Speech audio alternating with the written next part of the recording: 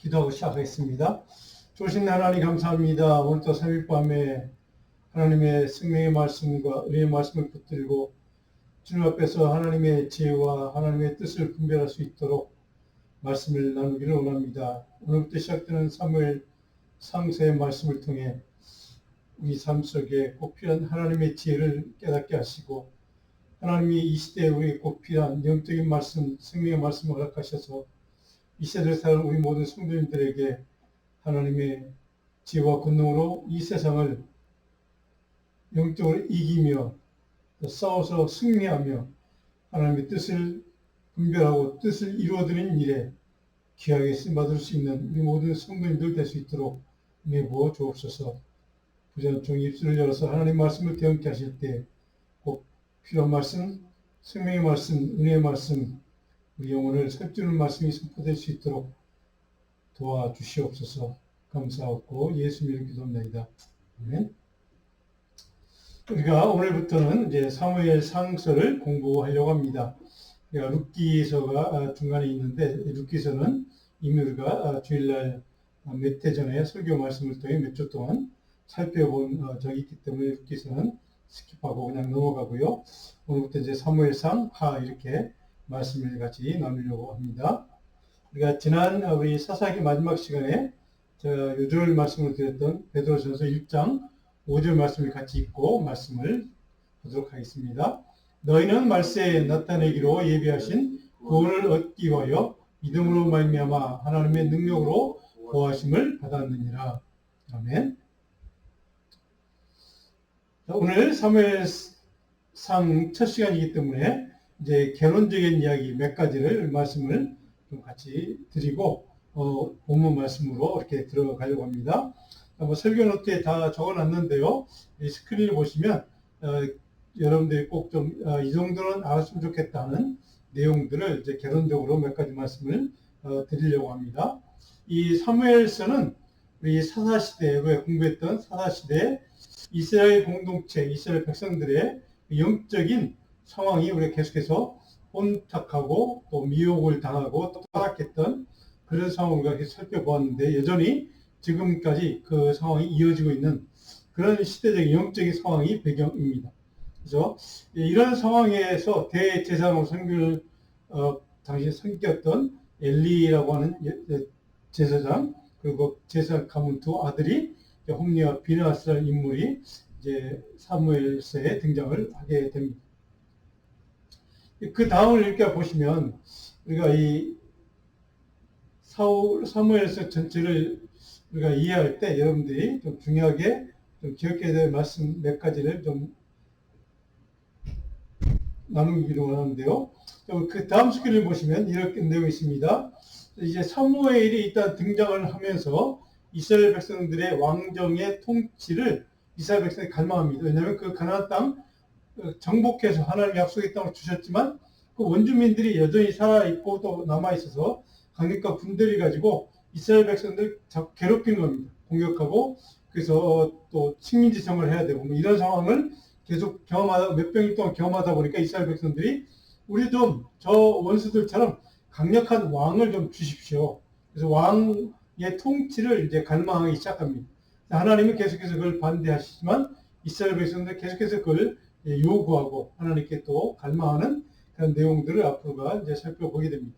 어쨌든 그런 정치적인 상황에서 이스라엘 백성들이 강력한 왕권의 통치를 그들이 이제 갈망했다 하는 것을 우리가 보게 됩니다. 이후에 이제 우리가 살펴보겠지만 그래서 이제 사무엘이 사울 왕을 이제 왕으로 기름 부어 세우는 이야기, 그 이후에 다윗을 세우는 이야기, 이런 이야기들을 우리가 앞으로 살펴보게 됩니다. 그런데 이스라엘 백성들의 공동체를 새롭게 이제 그들을 이제 통치하는 왕권 시대가 이제 열리게 되는 그 전환기, 지금까지는 이제 사사들을 통해서 하나님이 직접 이제 통치하신 시대라고 하면 그 이후에는 이제 인간 왕을 세워서 그가 통치하도록 하는 그런 인간 왕권 제도, 중앙 집권적인 왕정 제도가 이제 세워지는 그 과정을 담고 있는 게 사무엘서 전체 내용이기도 합니다. 자, 그럼 이 사무엘서는 언제 기록이 되었을까? 자세한 연대는 우리가 알 수가 없지만 대충 솔로몬 왕이 이제 사후에 이스라엘 백성들이 왕국이 유다 왕국과 북이스라엘 왕국으로 이제 갈라지게 되죠. 나라가 이제 분열 왕국이 되는데 그때까지 아마 그 사이에 기록됐을 것이다. 뭐 이렇게 보통 추정을 합니다. 물론 정확한 연대는 우리가 알 수가 없습니다. 기록자는 사무엘이라고 하는 것을 여러분들 너무 잘 아는 이야기고요. 자, 당시의 역사적인 사회적인 배경은 어떤 상황이었는가? 이 사무엘상서 하서 그 시대적인 배경을 제가 몇 가지 적어놨습니다. 한번 여러분들 성경을 쭉 보시면 이해할 수 있을 내용이고요. 그래서 이 사무엘상서는 하나님의 통치 시대인 사사시대, 하나님 직접 사사를 통해 직접 통치하시던, 그러니까 만물이 하나님의 것이고 하나님의 창조주이신 그분이 통치하시는 그 시대, 그 시대를 이제 넘어서서 힘 가진 군사적인 정치적인 권력을 가진 인간 임금이 통치하는 이제 시대로 전환하는 그 전환기 시대를 이제 우리가 보게 되는 것을, 그 변화의 과정을 보게 되는 것을 여러분들이 기억하시고, 이런 과정을 거쳐서 왕정이 시작이 되었고 정착이 되었고, 우리가 잘 알고 있는 사울과 다윗이라는 인물이 왜 왕이 되었는지 이해할 수 있는 그런 상황이 여러분들 말씀을 통해 이제 깨닫게 됩니다. 그래서 우리가 엘리 제사장, 그 다음에 우리가 보는 사무엘이죠. 사무엘, 그 다음에 사울, 그 다음에 다윗, 이렇게 이어지는 내용들을 앞으로 살펴보게 됩니다. 그 다음에 사무엘상 하서에 우리가 볼 수 있는 내용은 이스라엘 여러 가지 지파, 12지파 중심의 어떤 사사기 시대를 이제 청산을 하고 강력한 왕권 중심의 어떤 이 왕정 정치가 시작되는 그 과정을 쭉 보는데, 그 가운데 우리가 좀 눈여겨봐야 될 것, 바로 그 모든 인간 왕이 세워져서 그가 이스라엘 백성을 다스리는 그런 상황을 우리가 이제 앞으로 보게 됐지만, 그럼에도 불구하고 하나님이 직접 만물의 왕이시고 창조주이시고 통치자이시고, 바로 그 왕을 통해서 여전히 하나님이 이스라엘 백성들 땅을 또 통치하신다는 사실을 우리는 앞으로 보게 될 것입니다. 그래서 이 전체적인 내용을 요약하면 신정정치 제도에서 왕권 통치 제도로 변화가 된다, 이제 전이가 된다라고 하는 것을 여러분들이 앞으로 살펴보게 될 것입니다. 자, 그렇다면 이 사무엘서의 주요 신학적인 주제는 뭘까? 여러 가지가 있지만 크게 몇 가지만 요약을 해보면, 바로 신명기 역사관이라는 것을 제가 오래전에 신명기서 공부할 때 첫 시간에 말씀을 드렸습니다. 신명기서를 쓴 그러한 모세의 역사관을 반영해서 성경을 기록한 책이 바로 신명기 역사서라고 합니다. 바로 여기에는 해당되는 게 바로 사무엘상하, 열왕기 상하서, 대표적으로 그런 성경들이, 물론 사사기를 포함해서 그런 성경들이 신명기 역사관을 반영하는 이 성경을 기록한 책들이구나 하는 것을 이렇게 상식적으로 좀 기억해 주시면 좋겠습니다. 자, 사무엘 상서는 사사 시대 제사장이 이제 다스렸던 시대죠. 그런 신정 시대로부터 강력한 권력을 가진 인간 임금이 통치하는 왕정 형태로 전환되는 그런 과정을 사무엘 상서는 자세하게 이제 기록을 해 놓고 있습니다. 사울의 통치 기록을 이제 기록을 해 주고 있습니다. 초기 왕정 제도가 어떻게 형성이 되는지, 어떻게 이제 그것이 이제 진행되는지를, 또 어떤 문제들이 파생되는지, 이런 것들을 쭉 사무엘상은 기록을 하고 있습니다. 물론 이제 사무엘상과 하를 쭉 지나다 보면 이제 다윗이라는 인물을 우리가 이제 살펴보게 될 텐데, 자, 사무엘하서에는 어떤 내용이 기록되어 있는가?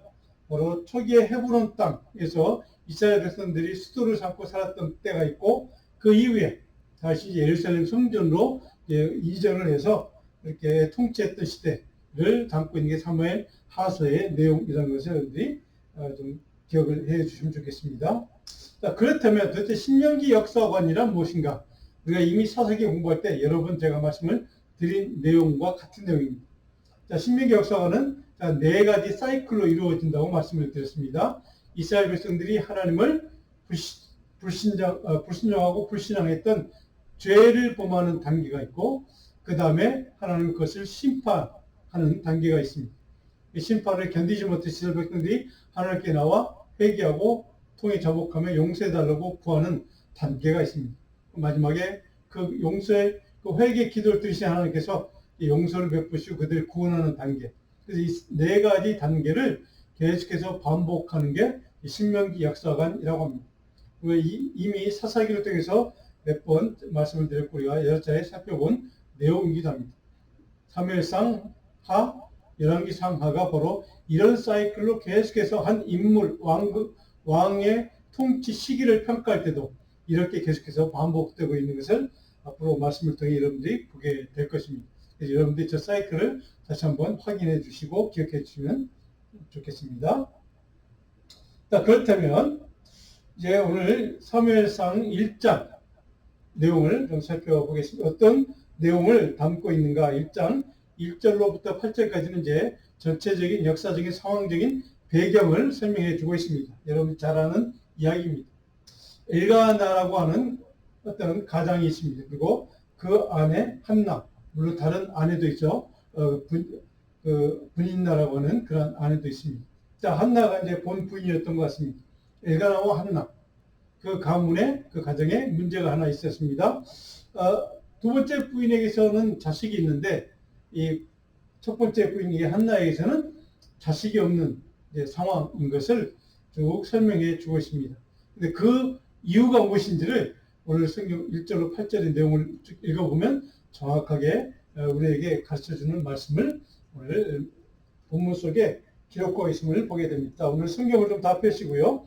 사무엘상 1장을 좀 다 펴십시오. 각 가정에서 사무엘상 1장을 펴시고 1절부터 몇 구절만 좀 같이 읽겠습니다. 자, 6절까지 1절부터 6절까지만 우리 함께 한 목소리로 또 같이 한번 읽어봅니다. 에브라임 산지 라마다임 소빔에 에브라임 사람 엘가나라 하는 사람이 있었으니 그는 여로함의 아들이요 엘라후의 손자요 도의 증손이요 숫의 형손이더라. 그에게 두 아내가 있었으니 한 사람의 이름은 한나요 한 사람의 이름은 분인나라. 분인나에게는 자식이 있고 한나에게는 자식이 없었더라. 이 사람이 매년 자기 성읍에서 나와서 실로에 올라가서 만군의 여호와께 예배하며 제사를 드렸는데 엘리의 두 아들 홈니와 피나스가 여호와의 제사장으로 거기에 있었더라. 엘가나가 제사를 드리는 날에는 제물의 분깃을 그의 아내 분인나와 그의 모든 자녀에게 주고 한나에게는 갑절을 주니 이는 그를 사랑함이라.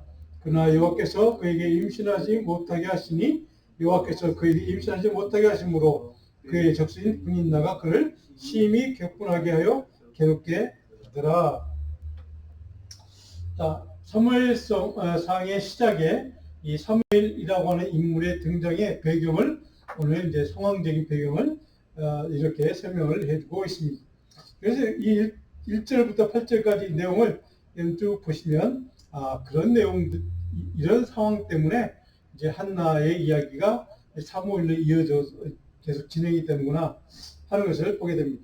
자, 에브라임 산지라고 1절에 처음 시작할 때 모두의 에브라임이라는 단어, 여러분 12지파 중에 에브라임 지파가 차지했던 땅을 지금 얘기하는 겁니다. 근데 거기에 라마다임 소빔이라고 하는 지역이 있습니다. 자, 그런데 그 지역에 사는 한 가장 이름이 엘가나, 에브라임 사람, 에브라임 지파라는 소리죠. 엘가나가 이제 등장을 합니다. 자, 라마다임 소빔. 이 말은 높은 곳, 산 정상을 뜻하는 단어입니다. 그 산 정상에서 세밀하게 집중적으로 관찰하고 응시하고 지켜본다는 뜻입니다. 하나님께서 라마다임 소빔에 거주하는 바로 그 하나님이 임재하는 곳에 에브라임 사람 엘가나라는 그 인물을 하나님이 주목하고 지켜보신다는 뜻이기도 합니다. 엘가나라는 이름의 뜻은 뭘까요? 하나님이 만드시고 소유했다. 그러니까 하나님께 속한 자다. 이런 뜻입니다. 그러니까 하나님이 이 사람을 이게 사무엘상 시작하면서 등장시킨 이유는 하나님의 목적과 뜻과 하나님의 계획과 섭리를 이루기 위해서 이 사람을 사용하시겠다고 하는 그런 의미이기도 합니다. 자, 그런데 그 가문이 바로 두 아내가 있다라고 하는 게 2절의 내용이죠. 분인나가 있고, 근데 그에게 자식이 있고, 한나는 자식이 없고, 여기에 이제 본문의 이야기의 배경, 갈등과 문제의 그 시작, 발단의 근거가 이제 여기에 2절에서 소개되고 있습니다. 자, 매년 이 가문이 이제 실로에 올라가서 이제 중요한 지명이 등장하면 실로를 여러분 꼭 잊으시면 안 됩니다. 실로는 이때 당시에 이스라엘 백성들 영적인 중심지입니다. 예루살렘이 이제 다윗이 옮기기 전에 바로 그때까지 실로는 이스라엘 백성들에게 영적인 중심지로 바로 여기가 성막이 있고 여기서 예배를 드렸던 그런 장소이기도 합니다. 바로 그곳에 실로에 올라가서 바로 엘가나가 가족 전체를 데리고 이제 제사를 드리러 올라갔다 이런 얘기입니다. 그때 당시에 그 실로에 있는 제사장은 물론 우리가 다 엘리 제사장 그 두 아들 홈니와 비나스가 제사장으로 대제사장 아버지 밑에서 제사장으로 쓰임받은 아마 제사장 가문이었던 것 같습니다. 자, 5절에 보니까 이 브린나보다는 한나를 더 이 엘가나를 사랑했다는 것을 우리가 이 5절에 보면 갑절을 이렇게 그 제사 뒤로 남은 그 제사 음식 가운데 갑절을 한나에게 줬다 이렇게 설명이 되고 있습니다. 그런데 5절 마지막 때 그가 자식이 없는 이유를 오늘 성경 말씀은 이렇게 소개를 하고 있습니다. 여호와께서 그에게 임신하지 못하게 하셨다. 하나님께서 주체 주어가 분명히 설명되어 있습니다. 인류 역사의 통치자가 하나님이신 것을 정확하게 설명해 주는 말씀이기도 합니다. 하나님께서 그로 하여금 자식을 출산하지 못하도록 하신 계획과 목적과 뜻과 섭리가 있다고 하는 것을 정확하게 이렇게 밝혀주고 있습니다. 자, 6절에 보니까 그것 때문에 적수 분인나라고 하는 그 후처가 이제 이 한나를 계속 괴롭혔다는 이야기를 여러분들이 잘 아는 이야기입니다. 자, 그러면 9절부터 18절 두 번째 내용으로 이제 그 제사장 가문이 어떻게 해서 자식을 이제 사무엘을 얻게 되는지를 설명을 하고 있습니다. 자, 10절에 보면 한나가 실로에 가서 열심히 성전에 시간만 되면 올라가서 아마 통곡하며 기도했던 것 같습니다. 너무 원통해서 분인나가 괴롭히는 그것 때문에 너무 마음속에 큰 아픔과 상처가 많았던 것 같습니다. 그래서 소원하면서 이제 기도하는 게 11절에 설명이 되어 있죠. 여정의 고통을 돌아보시고 나를 기억하사 제 여종을 잊지 아니하시고 주 여종에게 아들을 주시면 아들을 낳게 하시면 내가 그의 평생의 그를 여호와께 드리고 나시린의 서원 기도입니다. 그러니까 사사로 드리겠다. 하나님께 봉헌하겠다. 이런 의미가 있는 이제 서원 기도의 내용입니다. 삭도를 그의 평생에 내가 대지 않겠습니다. 이게 잘 이미 살펴봤던 사사 이야기 가운데 삭도를 머리에 대지 않는 사사로 하나님께 바치겠습니다. 라고 하는 의미가 담겨있는 기도의 서원 기도의 내용입니다. 자, 하나님의 특별한 목적을 위해서 내가 이 자식을 낳으면 하나님께 봉헌하겠습니다. 드리겠습니다. 라고 하는 것을 이제 서원을 한 한나의 기도의 내용을 우리는 살펴보게 됩니다. 자, 근데 그렇게 온통에 시대대로 올라가서 기도했더니 바로 그 성전을 지키는 대제사장이었던 이제 엘리 제사장이 바로 이 여인이 와서 그렇게 그냥 큰 통곡으로 하며 기도하다가 어떤 때는 말이 안 나와서 그냥 입술로만 중얼중얼하면서 기도했던 것 같습니다. 그것을 보고 술 취해서 저 여자가 저런구나 라고 잘못 생각, 오해했다는 것이죠. 이제 그런 이야기 여러분 잘 아는 이야기입니다. 그런데 우리가 이제 이게 밝혀지지만 바로 당시의 대제사장이었던 엘리, 물론 나이가 이제 굉장히 많았던 당시이지만 한 여인의 한 영혼의 마음속 깊은 아픔과 상처를 보지 못하는 영적인 둔감성, 이것을 상징적으로 표현해주고 있습니다. 당시 시대의 영적인 암울한 영적인 시대, 바로 영적인 분별력이 없던 시대, 바로 그 시대를 바로 엘리 대제사장이라고 하는 이 사람의 이 한마디를 통해서, 이 한 장면을 통해서 우리에게 정확하게 설명을 해주고 있습니다. 한 여인의 그 슬픔과 간절한 간과 기도를 그는 보지 못했다는 사실입니다. 영적인 리더가 영적인 분별력이 없었던 당시를 정확하게 표현해주고 있습니다. 그 14절에 네가 언제까지 이렇게 술 취해서 그럴 거냐라고 잘못된 책망을 하게 됩니다. 15절에 한나가 그에게 자기 자신의 입장을 표현한 이야기가 이렇게 설명되어 있습니다. 나는 마음이 슬픈 여자라 포도주나 독주를 맞은 것이 아니요 요 앞에 내 심정을 통한 것뿐입니다. 간절히 하나님 앞에 통곡하며 정말 하나님 앞에 간절한 마음으로 도움을 구한 그런 기도를 드린 것뿐이라고 설명을 하고 있습니다. 자, 엘리 대제사장, 영적인 무지와 둔감 상태를 대표하는 인물입니다. 한나, 그는 하나님께 나와 하나님의 은혜와 하나님의 도우심과 하나님의 구원하심을 간절한 마음으로 간구하며 통곡하며 부르짖고 갈망했던 한 하나님 앞에 신실한 믿음의 사람의 모습을 이렇게 대표적으로 대비시켜서 설명을 해주고 있습니다. 엘리와 한나라는 인물을 통해서 당시 이 시대의 영적인 상황이 어떤 상황이었는지를 특별히 영적인 리더였던 그런 인물들의 영적인 둔감성, 영적인 무지함, 오늘 이 시대 우리 시대의 영적인 리더들의 그런 문제들을 바로 이렇게 말씀을 통해 우리에게 깨닫게 하시는 그런 상황이기도 합니다. 영분별의 능력과 영적인 특별력의 문제를 정확하게 사무엘상은 우리에게 깨닫게 하시는 말씀으로 이렇게 서두를 시작하고 있습니다. 자, 반면에 진심을 다해서 간절함과 절실한 마음으로 하나님의 은혜를 구했던 한나라고 하는 이 한 여인의 영성과 대조되는 모습을 우리는 여기서 발견할 수가 있습니다. 이 시대에 필요한 영적인 리더상은 무엇일까? 영적인 분별력, 통찰력이 있는 지도자가 필요한 시대. 한 영혼의 아픔과 상처를 보고 공감하고 연민하고 그 영혼을 긍휼히 여기고 그 영혼을 향한 하나님의 은혜를 구할 수 있는 그런 리더가 필요한 시대. 바로 이것이 오늘 우리 교회에 필요한 이 세상을 위한 하나님의 교회 모든 하나님의 사람들이 필요한 영적인 그런 태도가 아닌가 이런 교훈을 우리에게 주고 있는 말씀이기도 합니다. 16절에 한나가 이렇게 엘리 제사장에게 이렇게 자기 자신의 입장을 표현합니다.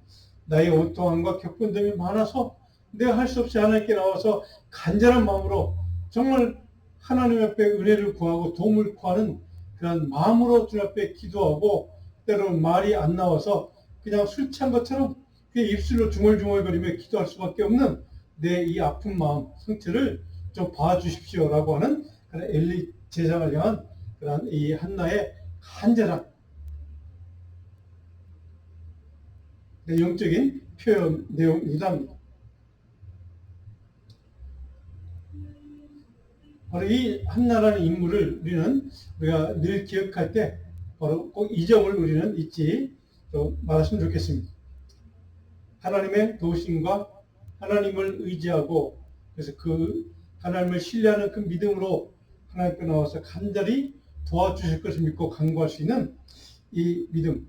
그의 문제가 지금 어떤 것은 상관없이 그것을 하나님께 들고 나와서 하나님께서 도와주시기를 간구했다는 이 한나의 영적인 태도를 우리는 배워야 합니다.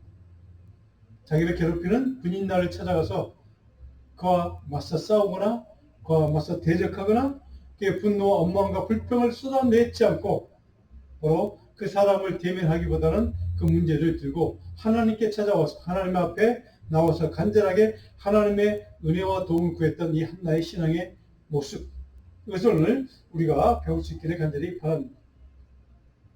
자, 하나님의 방법과 하나님의 뜻에 따라 문제를 해결하기 위해서 우리는 어떤 영적인 선택을 할 것인가? 바로 이 시대에 우리 모두 하나님의 사람들은 한나처럼 하나님 앞에 그 문제를 들고 하나님께서 해결해 주시고 간섭해 주시고 도와주시기를 간절히 간구하는 이 영적인 태도, 오늘 이 시대에 우리에게 필요한 태도다 하는 것을 기억할 수 있기를 바랍니다. 자, 그랬더니 17절에 엘리가 깨닫고 그래 평안히 가라. 이스라엘 하나님이 내가 기도하여 구한 것을 다 허락하시기를 원하노라 하고 그를 축복하고 이제 돌려보냅니다. 바로 한나가 그렇게 하나님께 자기 문제를 들고 간절한 말 기도했더니 자기가 오해했던 제사장마저도 그의 입장을 설득할 수 있고 또 이해할 수 있는 그런 상황으로 이제 변했다. 이제 이런 것을 우리에게 보여주는 말씀이기도 합니다. 그때 18절에 중요한 고백이 있습니다. 한나가 그 엘리 제사장의 축복의 말씀을 메시를 듣고 이렇게 그에게 고백하고 간증합니다. 당신께 은혜 있기를 원하나이다. 끝까지 한나는 나를 알지도 못하는 나를 술 취한 여자로 그렇게 오해했느냐라고 엘리 제사장에 따지지 않았습니다. 그 축복의 말씀 메시지 듣자마자 감사한 마음으로 내가 하나님의 은혜, 당신이 제사장이신 당신이 하나님께 구해서 내게 하나님의 은혜를 구했던 그 은혜를 나도 잊기를 원합니다. 하나님의 은혜와 하나님의 도우심과 하나님의 선하심을 끝까지 의지하고 구했던 한나의 영적인 태도를 다시 한번 우리는 깨닫게 됩니다. 자, 그렇다면 이제 이런 과정을 거쳐서 사무엘이라고 하는 아들이 어떻게 태어나는가? 19절로 28절에 이제 그 내용이 자세하게 설명이 되어 있습니다. 사무엘은 어떤 과정을 통해 출생하는가? 크게 세 번째로 제가 설명할 때 적어놨습니다. 19절에 보면 이런 내용이 있습니다. 자, 라마의 자기 집에 이르니라 엘가나가 그의 아내 한나와 동침함에 여호와께서 그를 생각하신지라. 자, 그렇게 간절한 마음으로 하나님의 도우심을 구했던 한나에게 하나님이 그를 어떻게 하셨대요? 그를 생각하셨다. 19절에 보니까 생각했다라고 표현되어 있는 이 단어, 이 말은 히브리 동사의 자카르라는 동사, 이 말은 우리가 기억하다라는 동사입니다. 기억하다는 뜻입니다. 근데 마음에 항상 하나님이 한나를 마음에 품고 있다는 의미입니다. 하나님이 간절한 간구와 의지함으로 기도했던 이 한나를 하나님이 항상 하나님 중심에 품고 계셨다는 뜻이랍니다. 그래서 그를 생각하셨다. 한나를 기억하셨다. 한나를 마음속에 품고서 이제 하나님의 때, 하나님의 목적을 위해서 한나에게 응답하기 시작하셨다라고 하는 것을 이렇게 우리에게 가르쳐주고 있습니다. 자, 우리 여기까지 오늘 좀 지도 몇 가지를 여러분들이 좀 제가 좀 소개를 하려고 합니다. 자, 여러분들 스크린을 보시면 잘 안 보일 수가 있는데 지도를 한번 볼까요? 자, 라마 땅, 지금 라마 땅이라고 되어 있습니다. 여기가 지금 이제 이게 지금 오늘 사무엘상이 이 사건들이 일어나는 주요 중심지가 바로 여기 이 동네입니다. 자, 여기가 라마 땅이고 여기가 이제 기브아라고 하는 땅입니다. 바로 이 라마 위에 미스바라고 하는 땅이 있습니다. 그 다음 주 들어가 볼까요? 자, 라마가 좀 이쪽입니다. 여기 요단강입니다. 요단강 위에 예루살렘보다는 좀 이쪽입니다. 북쪽입니다. 바로 그게 라마 땅이고 기브아가 바로 밑에 있고 베냐민 지파의 땅 지역입니다. 그리고 예루살렘이 있고 베들레헴이 바로 그 밑에가 있고, 자, 그 다음 지도입니다. 자, 라마 땅이라고 하는 땅을 여러분들에게 요단강에 그래서 길갈에서 멀지 않은 지역이라는 것을 알 수가 있습니다. 예루살렘에서도 가깝다는 것을 알 수가 있습니다. 자, 우리가 앞으로 살펴볼 미스바 땅 이미 살펴봤던 땅이기도 합니다. 이 지역에 여기가 라마 땅이구나. 바로 여기에 지금 이제 이 엘가나 가문이 여기에 살았구나 하는 것을 볼 수가 있습니다. 그 다음 지도입니다. 자, 바로 여기가 이제 여러분들이 앞으로 얘기 살펴보겠지만 라마 땅이 여기가 있고요. 예루살렘이 있고, 그 다음에 이게 앞으로 다윗이 활동하는 지역이 바로 여기 아둘람 동굴이 있고요. 여기 이 동네입니다. 그래서 라마가 있고, 앞으로 다윗이라는 인물이 활동하는 지역이 바로 여기 있고, 여기 도망다니고 사막 동네 이렇게 됩니다. 그래서 라마하고 여기는 멀지 않다. 자, 이 지도를 보십시오. 잘 보일 텐데 라마 땅입니다. 그리고 미스바, 기본, 기브아, 그리고 예루살렘이 바로 밑에 있습니다. 여기가 요단강은 바로 여기가 있습니다. 길갈 땅이 있고 길갈에서 라마가 이렇게 이어지고 있습니다. 그리고 여리고 땅은 바로 여기입니다. 이렇게 저기가 라마구나 라고 하는 것을 여러분 기억해 주시면 좋겠습니다. 그 다음 사진 한번 볼까요? 그 다음 우리 마지막입니까? 자, 그러면 자, 여기에 지금 이제 이게 크게 제가 지금 3번으로 다루고 있는 지금 읽었던 말씀. 자, 사무엘의 출생 과정에서 지금 이 라마 땅을 좀 살펴보았죠. 바로 이 라마 땅이 바로 그 배경이 되는 지역이구나 하는 것을 기억해 주시고, 자, 20절에 자 보면 이렇게 읽겠습니다. 한나가 임신했다. 그리고 아들 낳아 사무엘의 이름을 지었다. 근데 사무엘의 이름의 뜻이 뭔가? 여호와께서 그를 구하였다. 그때 주셨다. 이런 뜻입니다. 그런 의미로 사무엘이라고 하는 태어난 아이의 이름을 지었다. 간절한 갈망과 간구에 응답하시는 하나님의 은총을 경험했던 한나의 믿음의 고백이 담긴 그러한 아들 이름이 사무엘이라는 것을 우리는 알 수가 있습니다. 자, 응답하시는 하나님을 만났던 이제 한나가 이렇게 아들의 이름을 지어서 하나님 앞에 감사하는, 찬양하는, 그러한 경배하는 이야기를 이렇게 21절에 기록하고 있습니다. 자, 22절에 보면 이르되 아이를 젖대거든 내가 그를 데리고 와서 여호와 앞에 배웁게 하고 거기에 영원히 있게 하리라. 자기가 소원했던 것을 내가 이 아이가 젖만 떼면 성전에 데리고 와서 성전에다가 맡길 거야. 제사장 엘리 제사장에게 키워달라고, 이 아이를 책임져달라고 맡길 거야 라고 소원한 기도를 반드시 나는 지키겠다고 하는 것을 지금 확증을 해주는 이야기가 22절에 기록되어 있습니다. 자, 근데 22절에 보니까 여호와 앞에 뵙게 한다. 이게 뵙는다는 말은 본다는 뜻입니다. 라아라는 히브리 동사인데 이 말은 뭐냐면 하나님 앞에 데리고 나가서 이 아이를 하나님이 직접 관찰하시고 점검하시고 인정해 주시도록 그렇게 이 아이를 하나님께 데리고 가겠다. 이런 의미가 있는 단어이기도 합니다. 하나님의 인정하시고 하나님이 쓰임받을 만한 하나님의 사람인가를 하나님께 검증받기 위해서 이 아이를 데리고 가겠다고 하는 한나의 믿음의 결단을 이렇게 표현해 주고 있습니다. 자, 22절을 보면 이제 중요한 또 한 지명이 나옵니다. 실로 여호와의 집에 나갔다. 그 아이를 데리고 한나가 실로 땅에 있는 당시에 영적인 중심지, 그 땅 엘리 제사장이 있는 그곳에 바로 나아갔다, 데리고 갔다, 이런 의미입니다. 자, 실로 땅. 여러분, 이 땅은 꼭 이 지명은 여러분 기억해 주셔야만 됩니다. 실로 땅은 어디에 있었는지. 앞으로 자주 등장하는 지명이기도 합니다. 우리 지도 몇 가지 좀 볼까요? 자, 실로 땅. 이 빨갛게 실로라고 되어 있습니다. 에브라임 지파의 땅이고, 에브라임 지파의 땅끝등에 이렇게 실로라고 되어 있습니다. 아, 에브라임 지파의 땅이구나. 하는 것을 알 수 있습니다. 그리고 여기 밑에 아까 베냐민이 조금 전에 살펴봤던 바로 이 지역이 등장들 합니다. 여기에 라마가 이게 바로 있습니다. 바로 실로. 그 다음 지도 볼까요? 자, 실로 땅이 바로 있습니다. 요단강에서 그렇게 멀지가 않습니다. 근데 바로 이 실로 땅과 여기에 기브아 땅, 예루살렘 땅이 바로 여기입니다. 그 다음 지도 볼까요? 자, 실로 땅입니다. 여기는 이제 앞으로 우리가 살펴볼 내용이 이제 기록되어 있는 말씀이기도 합니다. 그 다음 지도 볼까요? 자, 지금의 실로 땅 위성사진입니다.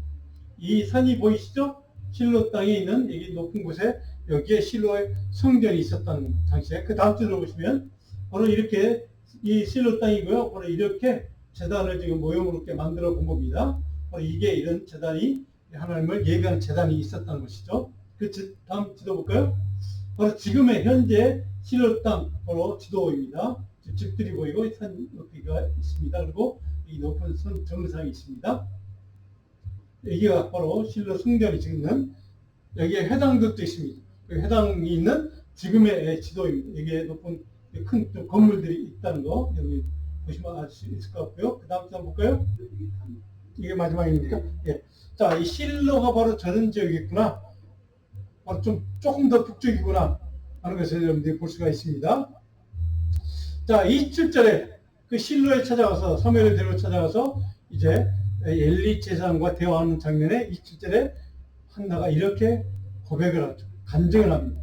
27절에 내가 기도하였더니 내가 구하여 기도한 바를 하나님께서 내게 허락하셨다.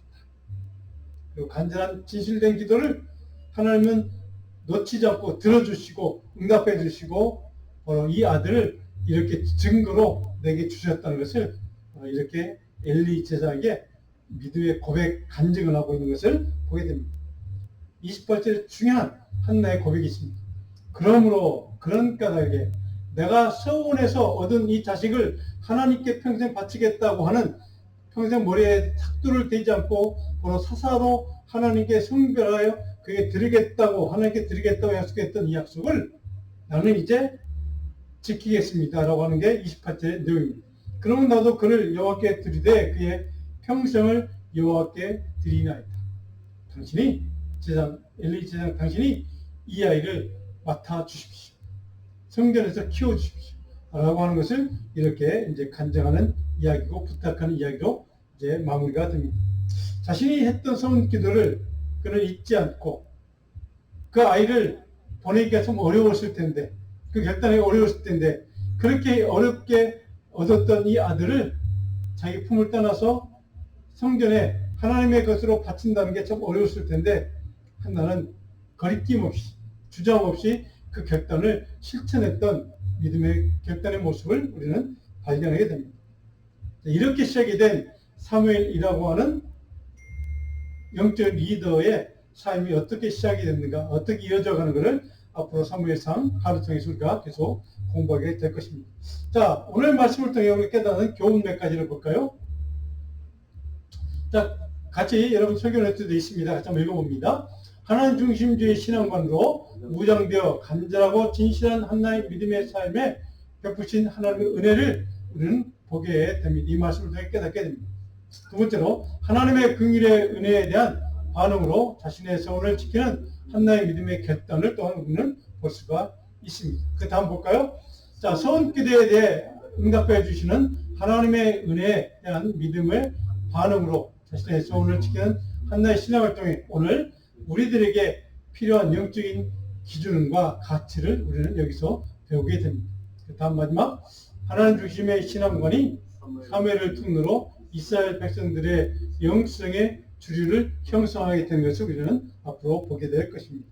자, 그래서 오늘 묵상 말씀은 고린도후서 8장 7절로 8절 말씀을 묵상 말씀 드렸고요. 묵상 과제를 제가 설교할 때 드렸습니다. 묵상 과제를 읽으시고 오늘 본 말씀을 1장을 다시 한번 집에서 반복해서 읽어보시고 묵상 과제를 여러분 생각하면서 이 본 말씀을 깊이 묵상할 수 있기를 바랍니다.